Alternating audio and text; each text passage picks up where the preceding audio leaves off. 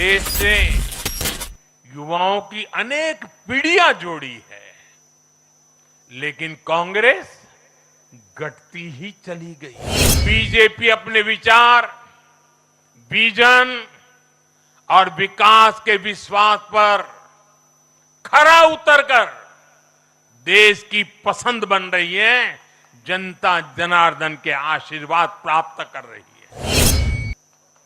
कांग्रेस देश की संस्कृति को नहीं समझ पाई, देश की संवेदनाओं को समझ नहीं पाई। बीजेपी के लिए भारत और भारतीयता के भाव से बड़ा और कुछ भी नहीं है। भाजपा परिवार की नहीं, जमीन से जुड़ी राजनीति करती है।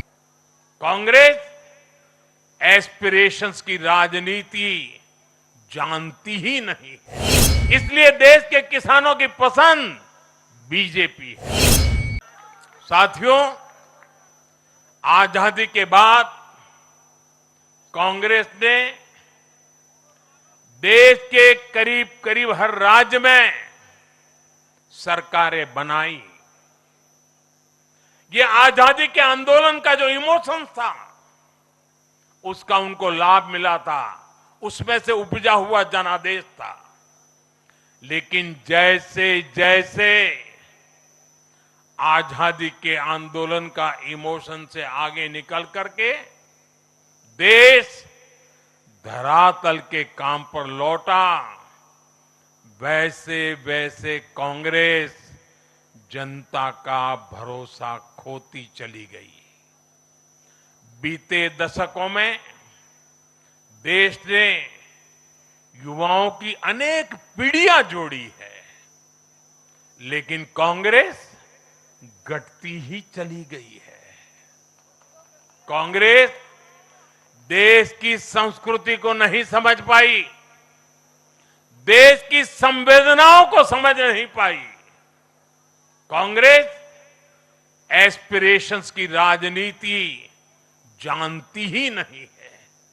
साथियों, बीजेपी के लिए भारत और भारतीयता के भाव से बड़ा और कुछ भी नहीं है।